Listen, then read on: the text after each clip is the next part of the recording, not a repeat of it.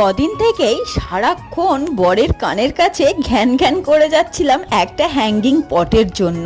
আসলে আমার অনেক দিনের ইচ্ছা যে একটা হ্যাঙ্গিং পট বাড়িতে রাখবো, আর ভীষণ ইচ্ছা ছিল সেই হ্যাঙ্গিং পটের মধ্যে আমি পার্পেল হার্ট গাছ লাগাবো। তো বর আমাকে বলল যে কোনো হ্যাঙ্গিং পট কেনার প্রয়োজন নেই, ঘরেতে অনেক টব ফাঁকা পড়ে রয়েছে, সেটাকে আমি ব্যবহার করে একটা হ্যাঙ্গিং পট তোমার জন্য আমি বানিয়ে দেব। তো সবার প্রথমে এরকম একটা প্লাস্টিকের ছোট টব নিয়েছে, যার দুধারে ছোট্ট ছোট্ট ছিদ্র করে দড়ি দিয়ে ভেতর দিকে গিঁট বেঁধে দিয়েছে। এতে ঘরে পড়ে থাকা বাতিল টবটা ব্যবহারও হয়ে গেল, আবার খরচও হলো না।